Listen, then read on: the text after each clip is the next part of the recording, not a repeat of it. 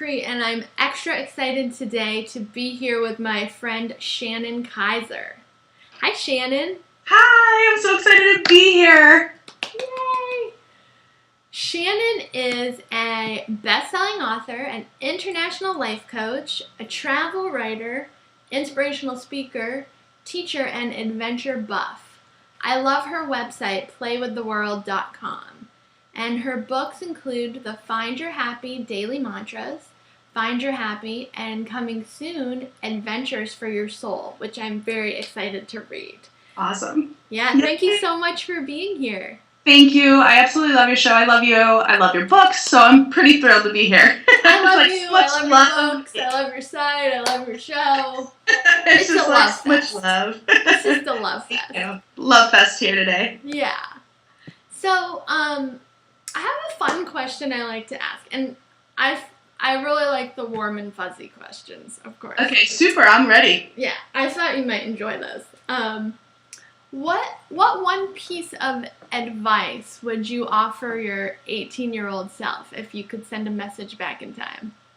Oh, this is good. 18-year-old self is really good because, let me back up. At 18, I was 100% sure that I wanted to go into advertising, and I pursued advertising. I pushed everything I had, and all through my 20s, I was in advertising, and I actually hit a quarter-life crisis. Advertising led me to depression and drug addiction and eating disorders, not just advertising, but being so attached to the outcome is what really tore me into this dark place. And I'm so thankful for what I went through because it's helped me open up to my true life purpose, which is everything I do today, writing and sharing the message of being happy and letting go of what doesn't serve you. So at 18, I was stubborn, I was focused, and I was so tunnel visioned on what I thought my life had to look like, by what time, by what age. And I think a lot of us do this even at any age.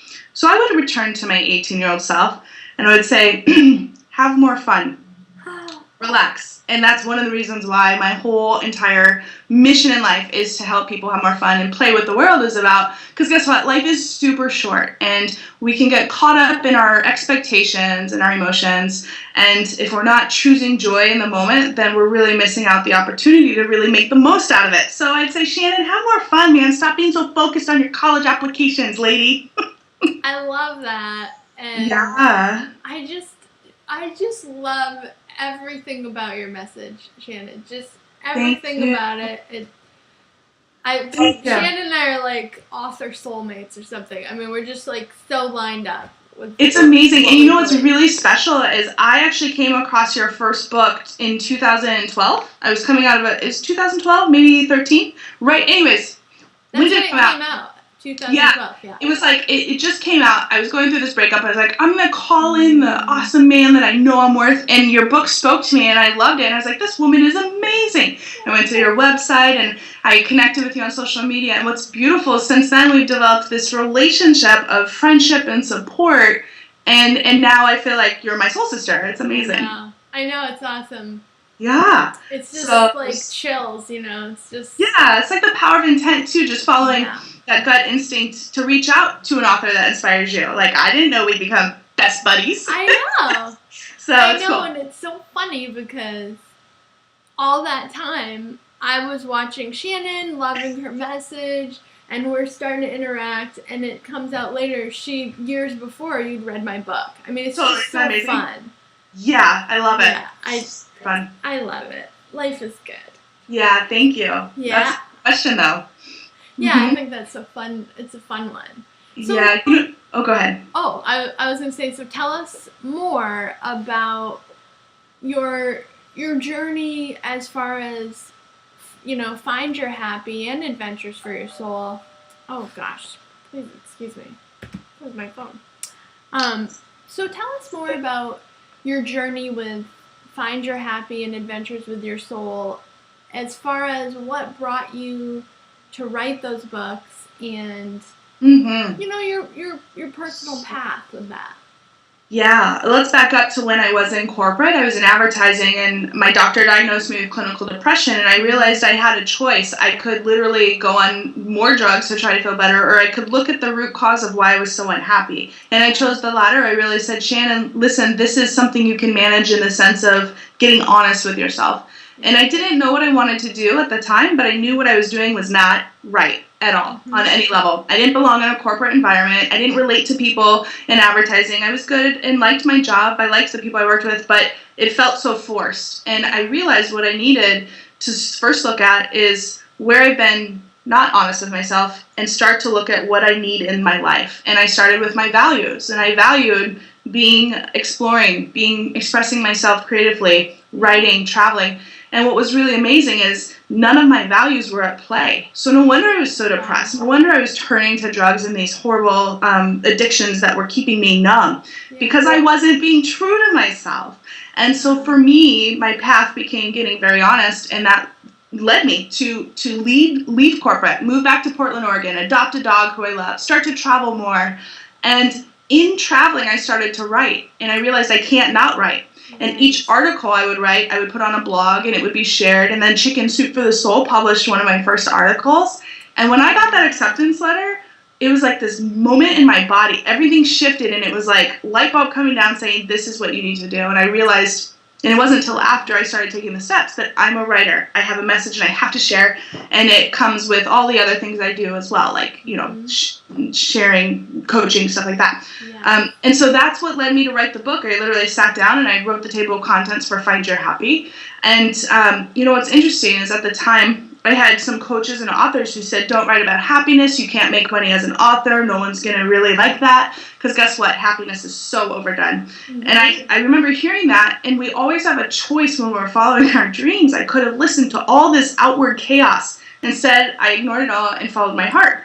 And then after the book came out, a year after it was out, it became a bestseller and stayed on the list for quite a few times. And then it led me to my next book deal, which is Adventures for Your Soul, which is actually so much of my life and what I've overcome on a spiritual level, because it's 21 ways that we sabotage ourselves and how to overcome that. And what I did is took the most common ways that we really fall into feeling stuck in life, and it's a guide to help you break free. I can't wait till it comes out. I'm so excited to read it. I'm just so excited to read it. Thank you. I can't wait. I'll send you a copy. Yay! Yeah. I love, Shannon, the way that you, in your work, the way that you share your story, and it gives us a chance to really relate to that, because we've all been there, in different ways and at different times. Yeah. And thank you. Yeah, I think it's really powerful to do that. And that's been a journey in itself. When I very first left corporate, I didn't quite know all the pieces to what I'd be doing. I did make a commitment to myself, though, to be honest with myself. And what I learned is the more vulnerable and honest I was, the more successful I was, the more opportunity I had to really connect to my audience and reach people, like-minded people like you. And so anytime I felt like I was holding back, that's when I knew I needed to write that article that I was worried people would judge me for, or write that next course, whatever it may be. So I actually use fear as an indicator to just keep going. Definitely. Yeah. And I always notice, it's funny you say that, I see your articles, over the last couple of years, and they're fearless. I mean, you really put out what a lot of us are thinking. And it takes away, when we read it, it takes away the shame, I shouldn't feel that way, or, the parts of ourselves that we don't want to look at, and it just puts it gently and helpfully in front of us. And then you say, you can find your happy. Life can be an adventure. So then we have this whole positive message. I just love it. Thank you so much. That means so much to me. Yeah. And that's beautiful, because I realized too, when I was in depressed and in the dark place, I felt so alone. I literally felt like there was no point in going on. And so I think it's become my mission to roundabout we're human. We all have moments where we go into this dark pain and these emotions we don't know how to handle, and we're not alone ever, and it's nice to know that there's someone else there rooting for you. Yeah, I'm always rooting for you. Yeah. We're like each other's cheerleaders.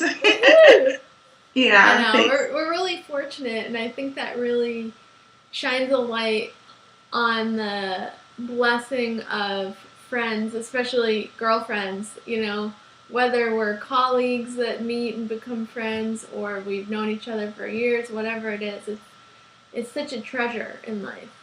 I agree so much. And that's a big piece of how, not to reiterate, but like when I was leaving corporate, my support system was one of the most important aspects of me succeeding and getting to where I am today. My family was like, you're leaving advertising? Like that, your mission was to run your own agency. They were confused, but they didn't judge or tell me not to do it. They said, well, we'll support you. We want you to be happy. And even closest friends, they were confused, but they didn't slow me down. They just said, okay, we'll trust you. And I think that's so important with anyone who's going through any difficult time or a life change, to actually lift people up instead of try to tell them what you think is best. That was huge for me. Yeah, I agree. Mm-hmm. It's just, what people call holding space, being present for one another. Exactly. Sometimes just listening was huge because I had to process things and share. And I remember when I first led my first workshop, I was getting ready. I put a paper. So I was in the process of writing Find Your Happy. I had been polishing chicken soup for the soul already, and I wanted to lead a workshop on living your best life. So I put an ad in the local newspaper, the little community thing, and I said, free workshop. And I went to the coffee shop, and before, my dad said, are you sure you want to do this? Like, who's going to come? Yeah. And I remember him saying that. He was just reflecting his own kind of version. He was like, I don't understand. You're a corporate girl, and you're going to lead a workshop for people? Like, he was so confused. Yeah, what's happening? But then, a couple years later, he's come to my workshops. He's like, I get it now. Like, I see this is your purpose. Yeah. So. That's amazing. It's fun. Those of us who have supportive parents are just so, so fortunate. Mm-hmm. And I think it's amazing. We were talking before we went live on the interview how our families really helped us too, just by being, we both have really close families. Our parents are our best friends. I work with a lot of people in my coaching who have very traumatic relationships with her. And it's interesting. I think what we do is we try to heal those wounds, but also finding your soul family too can be friends and support. If we find other people who support us and lift us up, even authors that you care about, reach out to them, right? I agree. It's so important because support, we're going through this life together and we need support. Life is hard, but it can be joyful. I agree. And the more we can lift one another up, the higher we all go. That's exactly it. And we're all like raising the vibration. Big time. I was just writing in my next book, and we were discussing the revision process. Authors know all about it. It's a joy and a challenge. Yay! I was just writing about that very thing right before our call. Really? I really amazing. Mm-hmm. And how important it is, right? Yeah. Raising our vibration raises the vibration of our planet. Yeah, and I think a lot of times it's funny because a lot of people, we try to change other people around us and, try to help them, make them be happy because I notice a lot, at least with people I work with, they start to get happier, but their boyfriend or their husband or their daughter still there. And I think the best thing we can do is love them and raise our vibration, and people will come around when it's the right time. And that's how we raise the vibration versus trying to go fix everyone. Just fix yourself. I agree. And that's what I did. I fixed myself, and I overcame depression and drug addictions and eating disorders. And I love it. I'm happy. And you're happy, and you're human. We'll still have ups and downs, but now you have this amazing toolbox. Yeah, I write. Yeah, and you're sharing it. And you're sharing it, which is that's huge too. That's a key part. For I think any of us, we don't have to share on like a large platform of writing on blogs or books unless we want to. Yeah. But even just sharing with a friend, there's a power in sharing, and I think that's why, as authors, we know we have to share, right? Yeah, we're driven to. I think maybe I think like you, it's kind of feels like a drive or a mission. I have to do it, kind of. Yeah, absolutely. Yeah, but even like you said, just sharing with friends or family is huge. or people who blog too. I think a lot of people find really moving niche blogs that speak to where they're at. I agree. It's important. Yeah. Yeah. So, thank you for sharing that. So, Yeah. I think an actually really good question now, kind of along the topic of, your Find Your Happy platform, but also just managing life, is if you have some favorite self-love tips for us.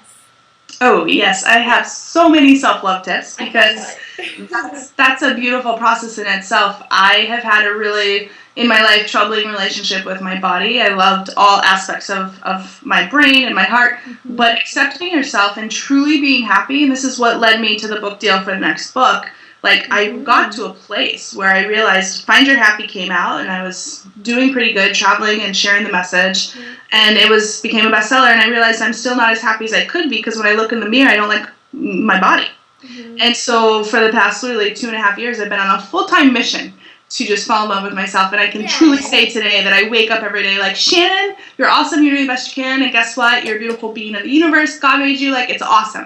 And that was a huge shift for me, because I used to really resent me.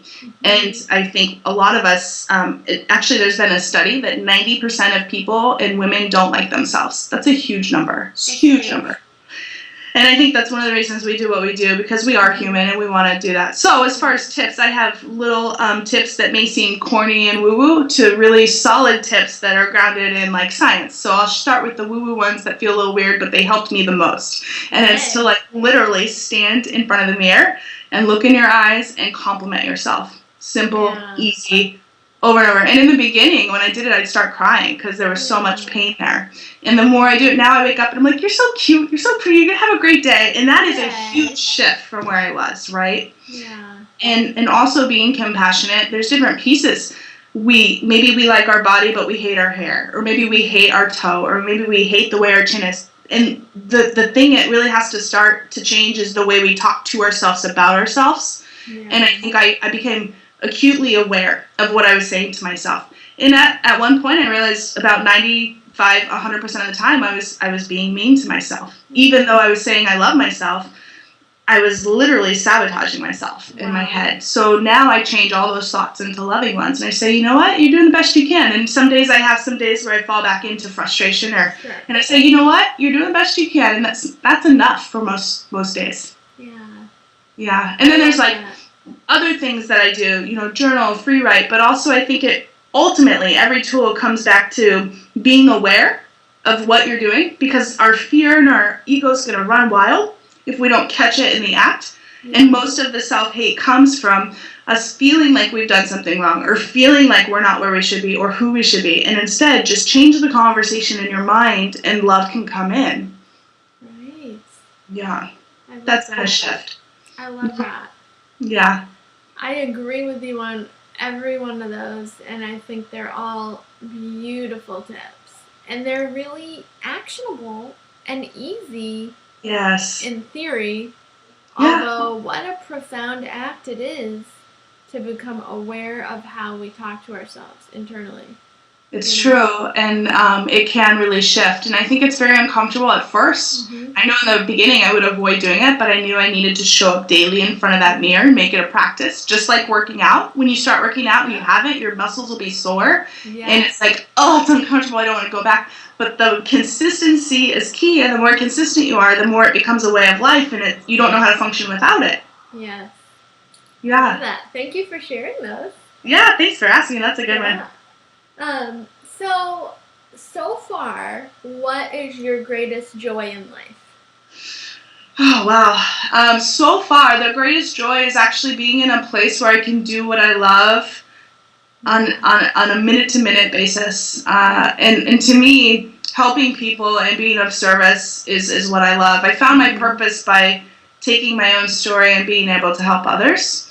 But every time, like when you say that on a grand scale is the most joy. I wake up, I'm so jazzed up to do the work I do, connect and share, to write books. But on a kind of more material or more kind of grounded human level, it's definitely my dog Tucker. And I say that Yay. because I adopted him when I was in depression. Full blown. Like, the doctor's like, you are depressed. And I read an article about how dogs can help with people. Yeah. And it was such a draw. I feel like he's my archangel. I know he is, because the angels, my guides, were talking to me very clearly and said, you can heal this, you can get through this, but follow our guidance. And the first main guidance I got was get a furry friend. And he saw me through all the bad boyfriends, and he saw me through the bad career, and he has helped me. And he's as much part of my company now, because like, I'll post about him. He was on Huffington Post twice. They wanted him on, and I'm just like there behind him.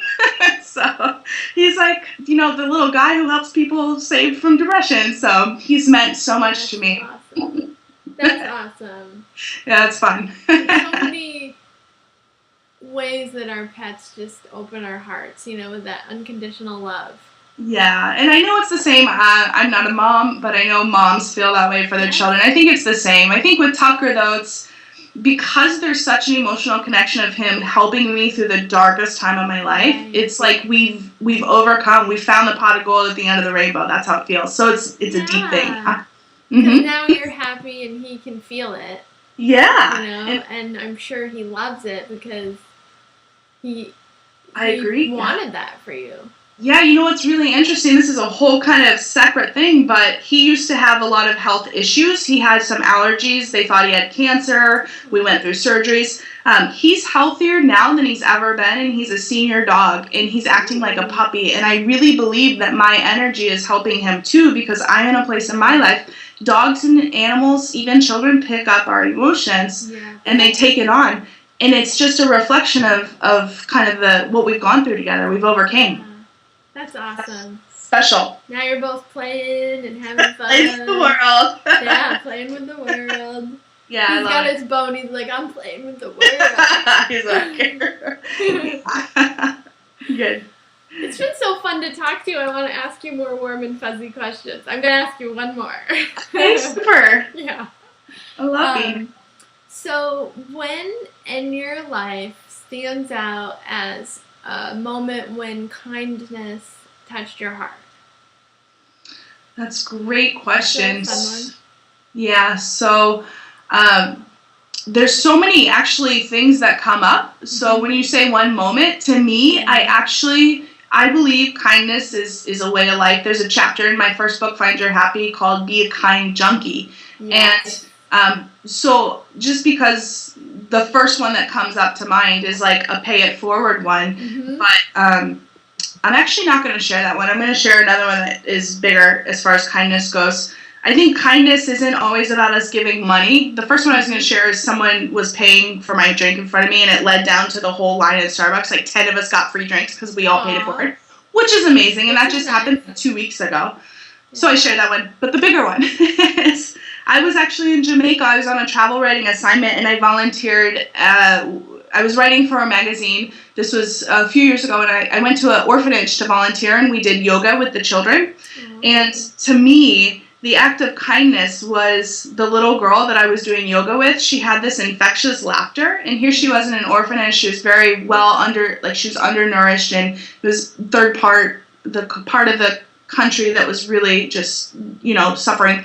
But she had such laughter and joy in that moment that extended out into me that we don't need a lot to be happy. We don't need stuff. We just need to know that we're okay. And you're okay when you choose love. And to me, that moment stands out in my life because I still right now hear her, the cute, petite little 3-pound girl, laughing as we're doing downward dog together. It was like she had never experienced something like that, so much joy in her life. She was like, oh, this is amazing. And it was so special that it stayed with me forever. And the kindness was just her allowing herself to be in the moment. And it showed me the power of all of this stuff I've been hanging on to. I could let go of it. Emotionally, it doesn't matter. Yeah. And she shared that space with you. Unself-consciously, just so big. Yes, and that was the key because we were with other children too, and some of them were a little standoffish, like, what is this? Well, I don't even know what we're doing. But she was in it, and she touched my heart. That's awesome. Yeah. Yay. Yeah, there's so many others, but that was a true moment of compassion and kindness. Yeah, I think those moments, we talk about sometimes peak moments. Yes. And I think we have like peak heart moments. I think you're right, 100%. And that was a highlight. I'm thinking about it here a few years later. Yeah. Well, thank you so much. Where can our viewers find more of Shannon and find their happy?